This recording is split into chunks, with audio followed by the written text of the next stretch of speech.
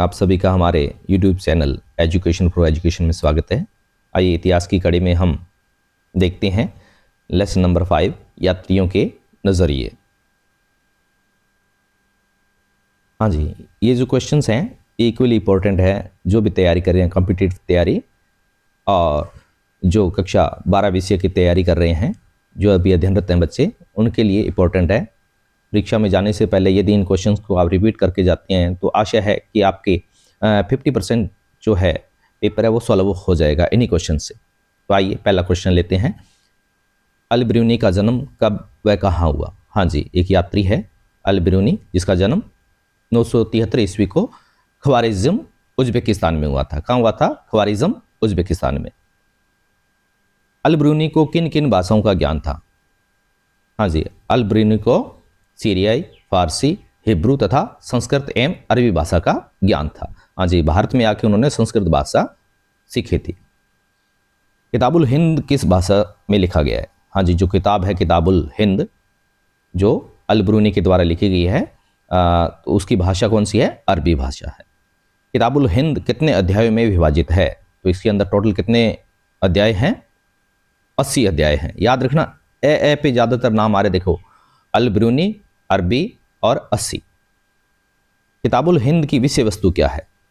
हाँ जी, धर्म और दर्शन, त्योहारों, खगोल विज्ञान, कीमिया, रीति रिवाजों तथा प्रथाओं, सामाजिक जीवन, भारतोल तथा मापन विधियों, मूर्तिकला, कानून, मापतंत्र विज्ञान आदि विषयों पर आधारित है।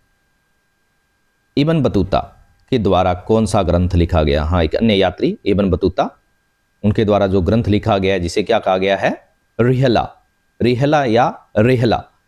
हाँ जी, ये भी कौन सी भाषा में लिखा गया है? अरबी भाषा में लिखा गया है।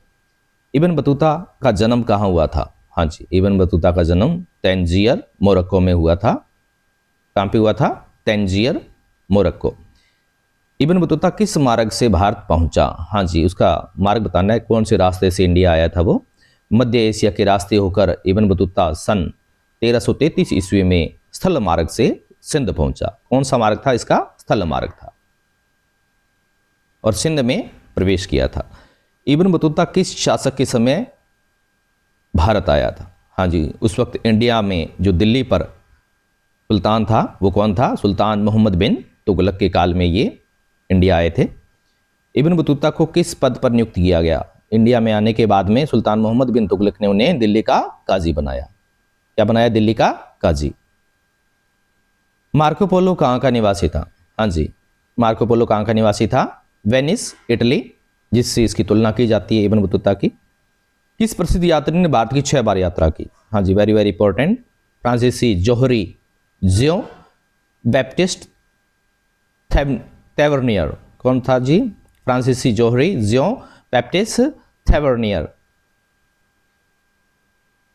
फ्रांसवा बर्नियर का मुगल दरबार में किसके साथ निजी संपर्क था? हाँ जी, किसके संपर्क में ये रहा फ्रांसवा बर्नियर, जो फ्रांस से आए थे?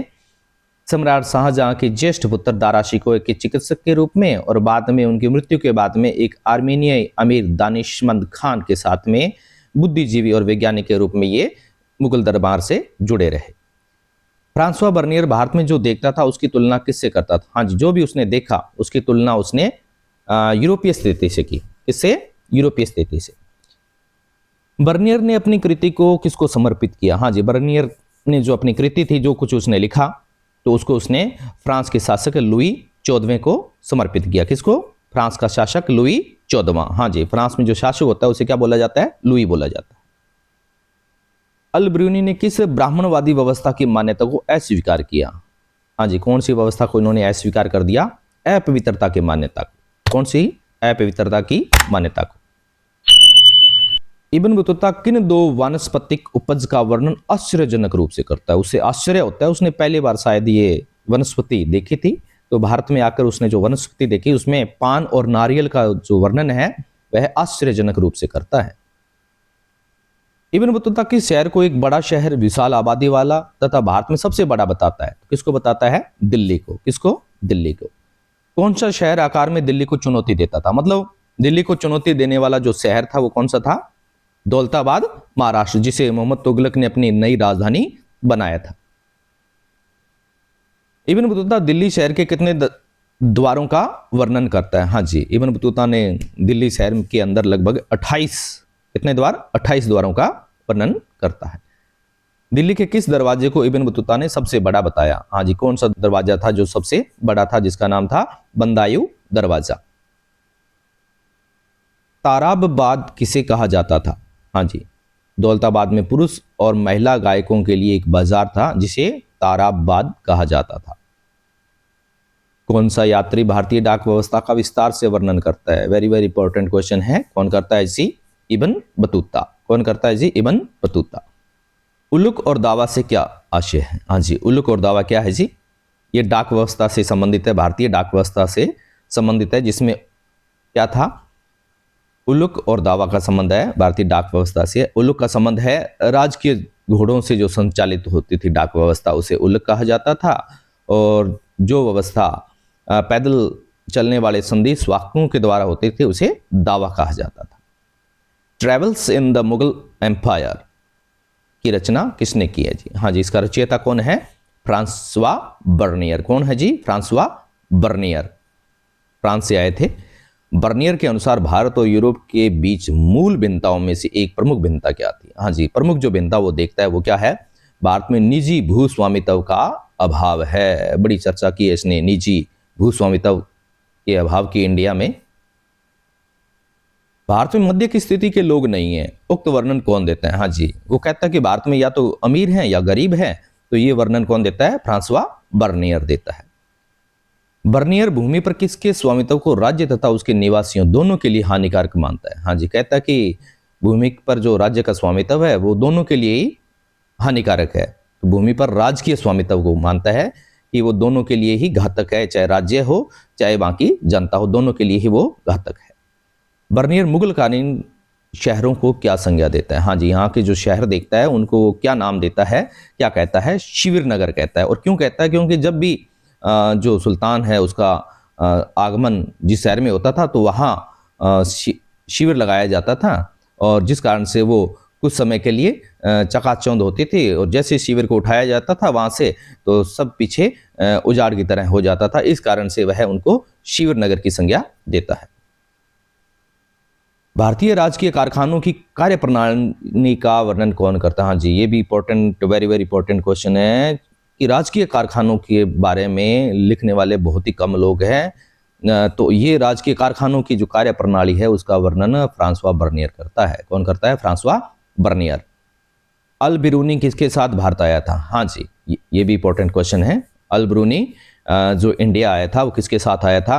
इंडिया पे अटैक हुआ था जब सिंध पे, तो महमूद गजनवी के साथ वो इंडिया आया था। किसके साथ? महमूद गजनवी के साथ। इब्न बतूता के अनुसार मोहम्मद बिन तुगलक ने किसे प्रसन्नता से 1 लाख टके और 200 दास दे दिए? हाँ जी, इब्न बतूता इतना प्रसन्न हुआ कि उसे 1 लाख टके और 200 दास दे दिए। देखिए, तो वहां का उपदेशक था नसीरुद्दीन। कौन था? नसीरुद्दीन नामक धर्म उपदेशक को उसने दे दिए थे। फ्रांसवा बर्नियर कौन था? हाँ जी, कौन था? वो एक चिकित्सक भी था, राजनीतिज्ञ भी था, दार्शनिक था और इतिहासकार भी था। अब्दुल रजाक ने किसे विचित्र देश बताया था? हाँ जी, अब्दुल रजाक ने जब वो पहुंचा इंडिया के कालीकट पे तो वहां जो उसने लोगों को देखा तो उसने कालीकट को क्या बताया? एक विचित्र देश बताया। अब्दुल रजाक ने किस शहर के मंदिर के शिल्प और कारीगरी को अद्भुत बताया? हाँ जी, उसने बड़ा देखा कि एक मंदिर है, उसका शिल्प और कारीगरी बहुत ही अद्भुत है।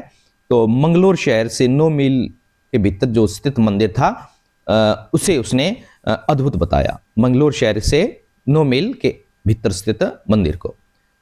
बर्नियर के विवरणों से कौन से पश्चिमी विचारक प्रभावित हुए? हाँ जी, बर्नियर के जो लेख थे उसके जो विचार थे उससे जो पश्चिमी के विचारक थे, पश्चिम देशों के विचारक थे, वो प्रभावित हुए। तो उसमें नाम आता है मोंटेस्क्यू और कार्ल मार्क्स। किसका? मोंटेस्क्यू और कार्ल मार्क्स। बर्नियर के द्वारा भारत में किस घटना का बड़ा मार्मिक विवरण प्रस्तुत किया गया? बड़ी मार्मिक घटना उसे ऐसी लगी तो उसने लाहौर में देखा कि एक अल्पवयस्क विधवा को सती होने के लिए ले जाया जा रहा है और उसे सती कर दिया गया। तो भारत में सती प्रथा की घटना को देखकर वो बड़ा ही मतलब उसका दिल पिघल गया। ये मार्मिक विवरण उसने प्रस्तुत किए अपने लेखों में। इस यात्री ने सुल्तान महमूद तुगलक को भेंट देने के लिए घोड़े, ऊंट और दास खरीदे। हाँ जी, किसने खरीदे थे? इब्न बतूता ने। बर्नियर कितने समय तक भारत में रहा? हाँ जी, बर्नियर जो था इंडिया में 12 वर्ष रहा, 1656 ईस्वी से 1668 ईस्वी तक। कृषकों को इतना अधिक निचोड़ा जाता है कि पेट भरने के लिए उनके पास सूखी रोटी भी मुश्किल से बचती है। यह कथन किसका है? हाँ जी, उसने ये कथन कहा था पेल्सर्ट नामक डच यात्री का है। ये किसका है? पेल्सर्ट नामक डच यात्री का।